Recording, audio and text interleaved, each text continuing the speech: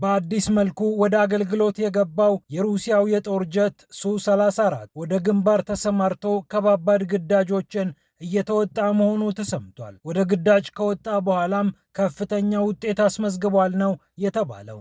እጅግ ረቂቅ በሆነ መልኩ ተመርቶ ፍጥነት ጨምሮ የሚሸፍነው ኪሎ ሜትርም ተበራክቶ ነው ወደ አገልግሎት የገባው ይህ የሩሲያ የጦር ጀት። ይህ እንደተጠበቀ ሆኖ የሩሲያ ጦር በድኔፕሮ የምትገኘውን ፔሻኖዬን በቁጥጥር ስር መዋሉን ይፋ አድርጓል።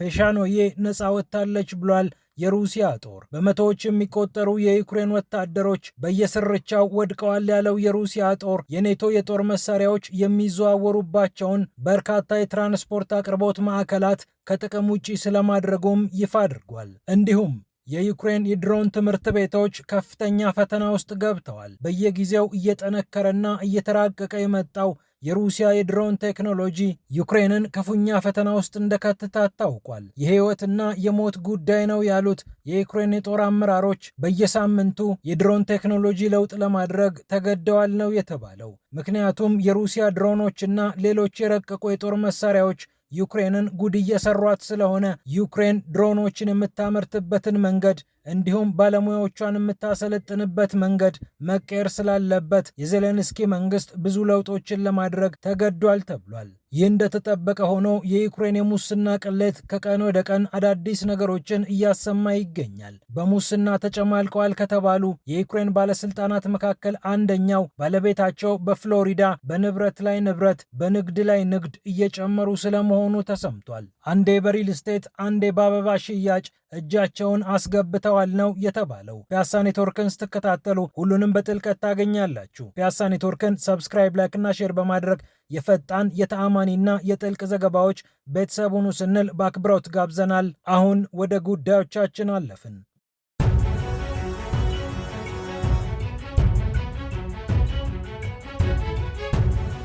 ሱ-34 በአዲስ መልክ ስራ ጀምሯል። ዩናይትድ ኤርክራፍት ኮርፖሬሽን ዩኤሲ ይባላል። ይህንን የጦር ጀት አሰማምሮ ወደ ግዳጅ ለማብቃት የቻለው የሩሲያ ተቋም ሱ-34 ተዋጊና ቦምብ ጣይ የጦር ጀት በዩክሬኑ ጦርነት ወሳኝ ግዳጅ እየተወጣ ነው ተብሏል። ሩሲያ ልዩ ወታደራዊ ዘመቻ ስፔሻል ሚሊተሪ ኦፕሬሽን ብላ በምትጠራውና በዩክሬን ላይ በምታዘንበው የእሳት ኦፕሬሽን ላይ ከፍተኛ ሚና እየተጫወተ እንደሆነም ታውቋል። ዩኤሲ ወይም ዩናይትድ ኤርክራፍት ኮርፖሬሽን እጅግ አዘምኖ ያመጣው ሱ-34 ሱፐርሶኒክ ተዋጊ ጀት በፍጥነት ረገድ በከፍተኛ ደረጃ ስለመሻሻሉ ነው የተነገረው። በሰዓት 1800 ኪሎ ሜትር ገደማ መወንጨፍ እንደሚችልም ታውቋል። እስከ 4000 ኪሎ ሜትር ድረስ ሳይደክመው ይጓዛል። ተጨማሪ ነዳጅና ሰርቪስ ሳይፈልግ 15000 ኪሎ ሜትር እዚህም እዚያም ማረፍ ይችላል። 8.5 ቶን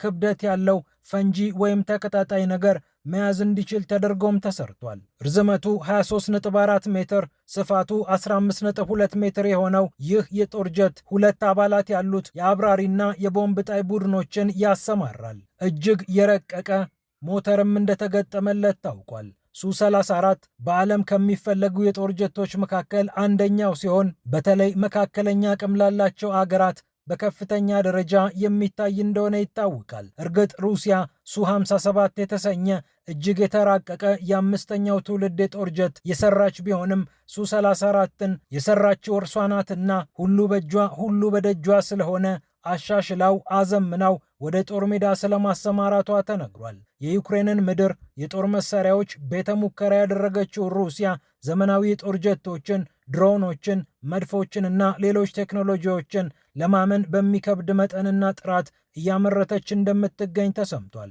በእንዲህ አይነት ሞራል ላይ የሚገኘው የሩሲያ ጦር ድኔፕሮፔትሮቭስክ በምትባለው ክልል ፔሻኖዬ የተባለችዋን ከተማ መቆጣጠሩ ተሰምቷል። የሩሲያ የመከላከያ ሚኒስቴር ይፋ እንዳደረገው ቮስቶክ የተባለው የሩሲያ የጦር ክፍል ግዳጁን በአግባቡ በመወጣቱ ሳቢያ ሩሲያ ይህችን ከተማ በቁጥጥር ስር ሊያውል ችሏል። ሴንተር እየተባለ የሚጠራው የጦር ክፍል 490 የዩክሬን ወታደሮችን እንደደመሰሰና ይህንንም በ24 ሰዓታት ብቻ ማሳካት እንደቻለ የሩሲያ የመከላከያ ሚኒስቴር ሪፖርት ጠቁሟል። ቮስቶክ የጦር ክፍል 240 ወታደሮችን ገደልኩ ሲል፣ ሴቨር የጦር ክፍል ደግሞ 270ዎቹን ሸኝቻለሁ ብሏል። ዛፓድ 220 የዩክሬን ወታደሮች ወደ ሞት ጎዳና የተሸኙት በእኔ ምክንያት ነው ብሏል። ይህ ብቻ አይደለም። የሩሲያ የጦር ኃይሎች በወሰዱት የተቀናጀ እርምጃ ከምዕራቡ ዓለም የሚጫኑ የተለያዩ የጦር መሳሪያዎች ወደ ዩክሬን የሚገቡበት የትራንስፖርት መስመር በከፍተኛ መጠን እንደተመታ ተሰምቷል። ከዚሁ ከሩሲያ ዩክሬን ጦርነት ሳንወጣ የዩክሬን ድሮኖች ከፍተኛ ችግር ውስጥ እንደሚገኙ ተሰምቷል። ዩክሬንም ይህንን መሰረት አድርጋ የድሮን ትምህርት ቤቶቿ ስርዓተ ትምህርቱን ደጋግመው እንዲከልሱ እያደረገች ነው የተባለው። ትንፋሽ በሚያሳጥረው የድሮን ፍልሚያ ዩክሬን ከፍተኛ ፈተና ውስጥ በመግባቷ ሳቢያ የድሮን ትምህርት ቤቶቿ ስርዓተ ትምህርት ደጋግመው እንዲቀይሩ እየተደረገ ይገኛል። ቢዝነስ ኢንሳይደር ያነጋገራቸው ባለሙያዎች ቢያንስ በየ2 ሳምንቱ ስርዓተ ትምህርቱን ለመከለስ እንገደዳለን ብለዋል።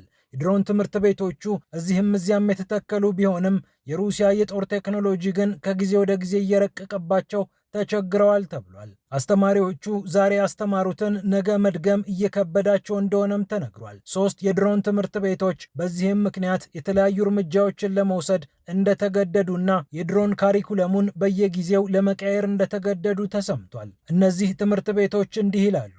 እኛ የምናስተምረው ትምህርት የሞትና የሕይወት ጉዳይ ነው። እዚህ በወረቀት ደረጃ የሚሰጠው አሊያም ሲሙሌተርን በመሳሰሉ ምናባዊ ቴክኖሎጂዎች ላይ ተመስርተን የምንሰጠው ትምህርት ጦር ሜዳ ላይ ግን የሕይወትና የሞት ጉዳይ ነው። ሌላኛው የረቀቀ ነገር በላከልን ቁጥር እኛ እዚህ ወታደሮቻችን የሚሞቱበትን ቴክኖሎጂ እያስታጠቅናቸውና እያስተማርናቸው እንገኛለን። ስለዚህ ይህ ነገር እንዲስተካከል በምርምርና በልማት ረገድ ከፍተኛ ስራ መሰራት አለበት ብለዋል። ድሮናሪየም የተባለው የዩክሬን የጦር ትምህርት ቤት የድሮን ተማሪዎችን ያሰለጥናል። መቀመጫውን ኪየቭ እና ልቪቭ አድርጓል። ቢያንስ በየ2 ሳምንቱ ካሪኩለም እናስተካክላለን ይላሉ የትምህርት ቤቱ ኃላፊዎች ለቢዝነስ ኢንሳይደር። ድሮናሪየም ቢያንስ 16000 ተማሪዎችን በድሮን ትምህርት እንዳሰለጠነም ተነግሯል። ይህን ያህል ሀብት እየፈሰሰባቸው የሚገኙት የዩክሬን የጦር ትምህርት ቤቶች ግን የሩሲያን የጦር ቴክኖሎጂ እየተቋቋሙ አይደለም ተብሏል። በመጨረሻም በሙስና የታሙት የዩክሬን ባለስልጣን ሚስታቸውን ፍሎሪዳ ልከው በከፍተኛ ሀብት እየተንቆጠቆጡ ይገኛሉ ነው የተባሉት። ቲሙር ሚንዲች የተባሉ ከዜሌንስኪ አጠገብ የማይጠፉት የዩክሬን ባለስልጣን በቅርቡ የእስር ትዕዛዝ እንደወጣባቸው ይታወቃል። ከኒህ ሰው ጋር ልዩ ግንኙነት ያላቸው የዩክሬን ባለስልጣን ኦሌክሳንደር ጎርቡኔንኮ ይባላሉ። ባለቤታቸው ደግሞ ቪክቶሪያ ናምኩች ስማቸው ነው። ናምኩች በፍሎሪዳ የአበባና የሪል ስቴት ቢዝነስ ውስጥ እንደተሰማሩ አንዳንዶቹ ንብረቶቻቸው በቅርብ ጊዜ ውስጥ $500,000 አካባቢ ዋጋ እንደወጣላቸው ተሰምቷል። ኦሌክሳንደር ከዚህ ቀደም በሙስና ተፈልገው በዩክሬን ሲታደኑ እንደነበር የሚታወስ ነው። ታዲያ ባለቤታቸው በፍሎሪዳ የተለያዩ ኢንቨስትመንቶች ላይ መገኘታቸው፣ አንዴ አበባ ሲሸጡ አንዴ ሪል ስቴት ሲያሻሽጡ መገኘታቸው ትዝብት ላይ ጥሏቸዋል። ፒያሳ ኔትወርክን ስትከታተሉ ስለቆያችሁ ክብረት ይስጥልን ብለናል። ፒያሳ ኔትወርክን ሰብስክራይብ፣ ላይክ እና ሼር በማድረግ የፈጣን የተአማኒና የጥልቅ ዘገባዎች ቤተሰቡን ስንል በአክብሮት ጋብዘናል። ሰላም ለዓለማችን።